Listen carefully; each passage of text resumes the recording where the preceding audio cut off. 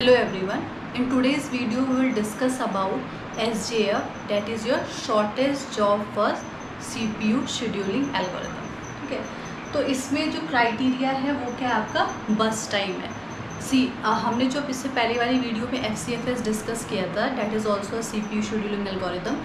उसमें हमने क्या देखा था कि जो हमारा क्राइटेरिया था वो था अराइवल टाइम, मीन्स जो प्रोसेस पहले आए हम पहले उसे CPU को एग्जीक्यूट करेंगे। ठीक है, मतलब उसको हम पहले CPU एलोकेट करेंगे, that is first come first serve, means based on the arrival time. The criteria was arrival time.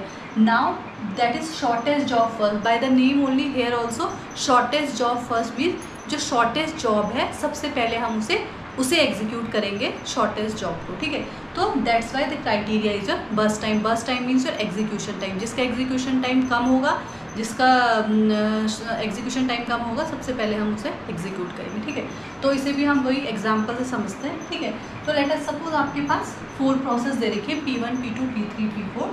ये इनके अराइवल टाइम्स है, ये बस टाइम है। ठीक है, again will start the same process. सबसे पहले हम क्या बनाएंगे, इसका गैंट चार्ट बनाएंगे। ठीक है, तो हम बनाते हैं इसका गैंट चार्ट।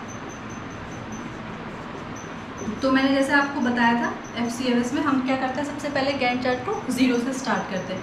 0 दैट ये क्या दिखा रहा है आपको, टाइम दिखा रहा है। ठीक है, 0 टाइम मतलब सबसे पहले हम चेक करेंगे कि 0 टाइम पे हमारे पास कितनी प्रोसेस आई है या कौन सी प्रोसेस हमारे पास 0 टाइम पे आई है। ठीक है, अब यहाँ पे बच्चे कई बार कंफ्यूज करते हैं कि अब उन्होंने देखा कि सबसे पहले क्या क्राइटेरिया है, शॉर्टेस्ट जॉब फर्स्ट, मतलब जिसका सबसे कम टाइम है, जिसका बस टाइम सबसे कम है, हम उसे एग्जीक्यूट करेंगे। तो बस टाइम देखते हैं, अच्छा 2 इसका है तो हम पहले इसे एग्जीक्यूट कर लेते हैं। बट किसी प्रोसेस को एग्जीक्यूट करने के लिए पहले वो वहाँ पे आनी भी तो चाहिए। तो सबसे पहले हम क्या चेक करेंगे, सबसे पहले हम अराइवल टाइम ही चेक करेंगे। देखो सबसे पहले हम चेक करेंगे 0 पे। ठीक है, तो 0 पे क्या ये प्रोसेस आई थी, ये तो प्रोसेस 1 पे आई है। इसका मतलब ये जब तक आई नहीं हम इसे एग्जीक्यूट नहीं कर सकते। ठीक है, तो इसीलिए हम डायरेक्टली ऐसे नहीं कर सकते, सबसे पहले हमें वही स्टेप वाइज चलना है। ठीक है, सबसे पहले हम 0 पे आए, हमने 0 पे चेक किया क्या 0 पे कोई प्रोसेस आई है कि नहीं आई। अब हम देखते हैं। ठीक है, तो 0 पे हमें क्या दिख रहा है, एक प्रोसेस P1 आई है, उसके अलावा कोई प्रोसेस नहीं आई। ठीक है, तो हम क्या करेंगे, P1 को एग्जीक्यूट करेंगे। ठीक है, अब अगेन इसका क्या मोड क्या है, नॉन प्रीएम्प्टिव। नॉन प्रीएम्प्टिव जैसा मैंने आपको लास्ट लेक्चर में बताया था, नॉन प्रीएम्प्टिव मीन्स मतलब कि अगर एक बार हमने इस प्रोसेस को CPU दे दिया है तो जब तक ये प्रोसेस पूरी कंप्लीट नहीं हो जाती तब तक हम इससे CPU हटा नहीं सकते, मीन्स या फिर हम किसी दूसरी प्रोसेस को बीच में एग्जीक्यूट नहीं कर सकते। जब तक नॉन प्रीएम्प्टिव मतलब वो ये कि नॉन प्रीएम्प्टिव मतलब हम इसे पोक नहीं कर सकते बार बार। अगर एक बार इसे CPU मिल गया तो हम इसे प्रीएम्प्ट नहीं करेंगे, हम नॉन प्रीएम्प्टिव है, इसे पूरा एग्जीक्यूट करेंगे, उसके बाद ही हम किसी दूसरी प्रोसेस को एग्जीक्यूट करेंगे। ठीक है, अब इसी में शॉर्टेज ऑफ फर्स्ट में एक आपका 2 मोड आते हैं, नॉन प्रीएम्प्टिव और प्रीएम्प्टिव। इसके नेक्स्ट वीडियो में हम प्रीएम्प्टिव मोड भी पढ़ेंगे, उसको SRTF भी बोलते हैं, शॉर्टेज जॉब फर्स्ट एल्गोरिथम। तो उसमें प्रीएम्प्शन होता है, वो हम नेक्स्ट वीडियो में पढ़ेंगे। बट ये this is a non pre-emptive, मतलब नॉन प्रीएम्प्टिव का बस एक ही मतलब, अगर एक बार CPU प्रोसेस को मिल गया है तो जब तक कि वो प्रोसेस पूरी कंप्लीट नहीं हो जाती तब तक हम उससे CPU नहीं ले सकते, मतलब तब हम किसी दूसरी प्रोसेस को एग्जीक्यूट नहीं कर सकते, बस सब इसी को पूरा एग्जीक्यूट करेंगे। ठीक है, तो अब P1 हमें आई 0 पे, हम इसे एग्जीक्यूट करेंगे तो इसका बस टाइम कितना है, 3 है। तो 0 + 3 मतलब 3 टाइम, 0 + 3 टाइम तक ये पूरी कंप्लीट एग्जीक्यूट हो जाएगी। ठीक है, उसके बीच में अगर कोई प्रोसेस आ रही है तो हम इसे नहीं छेड़ सकते बिकॉज इज नॉन प्रीएम्प्टिव, ये आपको ध्यान रखना है। तो हमें क्या समझ आया कि 3 पे हमारी P1 एग्जीक्यूट हो चुकी है। अब 3 टाइम तक हमारे पास और कौन कौन सी प्रोसेस आ गई वो हम चेक करेंगे। तो अब देखो P2 आ गया था आपका 2 पे, P3 आ गया था आपका 1 पे। तो मतलब 1 पे पहले P3 आ गया था, उसके बाद 2 पे आपका P2 आ गया था और 3 पे तो कोई नहीं आया था, P4 आपका 4 पे आएगा। ठीक है, तो मतलब अब हमारे पास 2 प्रोसेस है, P3 और P2, P2 और P3 जो कि हमारे पास 3 टाइम पे आ चुकी है। अब जब हमारे पास ये 2 टाइम आ चुके, अब हम किसको एग्जीक्यूट करेंगे, तो FCFS में हमारा क्या था, जो पहले आई है। ठीक है, लेकिन अब क्योंकि यहाँ पे क्या है बस टाइम क्राइटेरिया, तो यहाँ पे आपका रोल आएगा जब आ गई है तो इसमें से जिसका बस टाइम कम है, जिसका शॉर्टेस्ट जॉब है, उसको हम एग्जीक्यूट करेंगे। ठीक है, नाम से हमें पता चलता है कि हमारे एल्गोरिथम में क्या है, तो शॉर्टेस्ट जॉब फर्स्ट। ठीक है, तो P2 और P3 में से देखते हैं, P2 है P3 है, P2 का बस टाइम 4 है, P3 का बस टाइम 2 है। तो पहले हम किस प्रोसेस को एग्जीक्यूट करेंगे, P3 को। क्योंकि P3 का बस टाइम क्या है, कम है। ठीक है, तो अब हमने P3 यहाँ पे एग्जीक्यूट करी। अब P3 को हम जब तक पूरा एग्जीक्यूट नहीं कर लेते तब तक दूसरी प्रोसेस को हम नहीं छेड़ सकते, तो P3 का बस टाइम कितना है 2, तो 3 + 2 आपका कितना आ जाएगा यहाँ पे 5 आ जाएगा, ठीक है। 3 + 2 5। अब हमें क्या पता चला कि हमारी P3 भी एग्जीक्यूट हो चुकी है, ठीक है। अब हमारे पास क्या थी, क्यू में हमारे पास P2 प्रोसेस ऑलरेडी थी।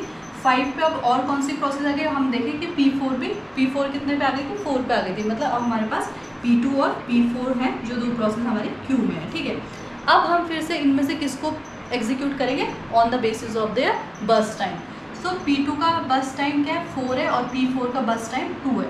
तो एग्जीक्यूशन टाइम किसका कम है, 4 और 2 में से P4 का 2 है, तो पहले हम P4 को एग्जीक्यूट करेंगे। P4 का बस टाइम कितना है आपका 2 है, तो 5 + 2 आपका कितना हो जाएगा 7 हो जाएगा। तो P4 आपकी 7 पे कंप्लीट हो जाएगी। अब हमारे पास क्या बची, बस एक ही प्रोसेस बची P2। तो अब तो बस एक ही प्रोसेस बची, तो हम डायरेक्टली उसी को एग्जीक्यूट करेंगे। तो 7 P2 कितना बस टाइम है 4, तो 7 + 4 = 11, मतलब 11 पे आपकी P2 भी कंप्लीट हो चुकी होगी, ठीक है।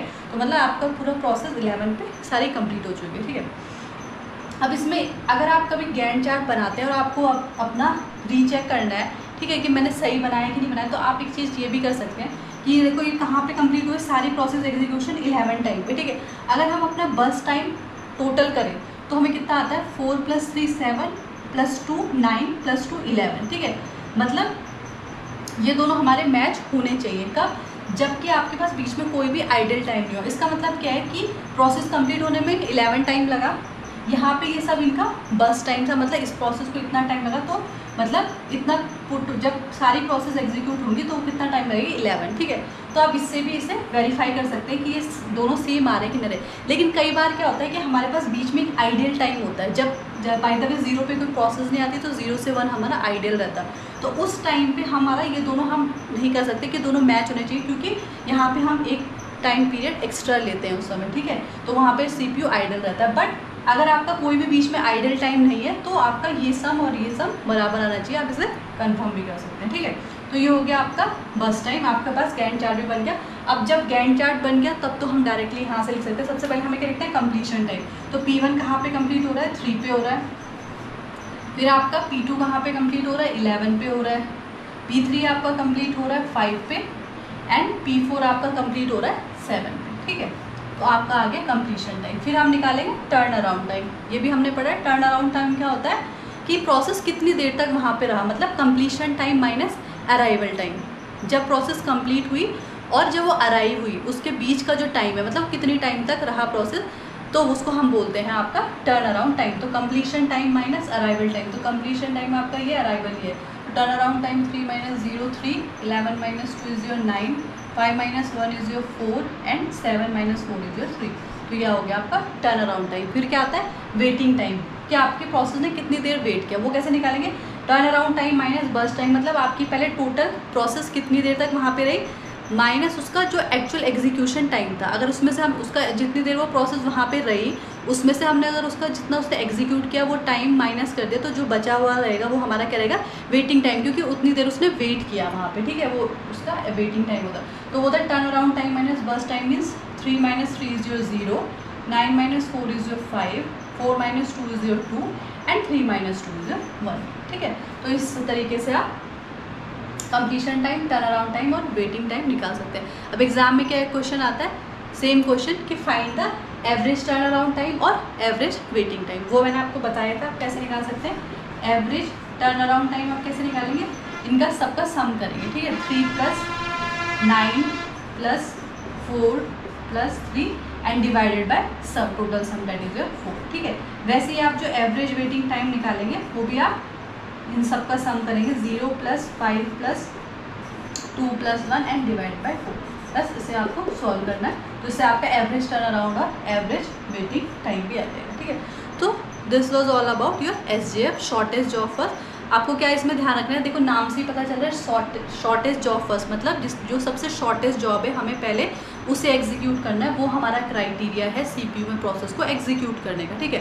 दूसरा हमें रखना है कि हमें क्वेश्चन में क्या दिया है कि नॉन प्रीएम्प्टिव दिया है, प्रीएम्प्टिव दिया। अगर नॉन प्रीएम्प्टिव दिया है मतलब क्या है कि जो प्रोसेस अगर एक बार CPU को एलोकेट हो गई, जब तक वो पूरी कंप्लीट नहीं हो जाती हम उसे बीच में इंटरप्ट नहीं करेंगे, पहले पूरी उस प्रोसेस को एग्जीक्यूट करेंगे, ठीक है।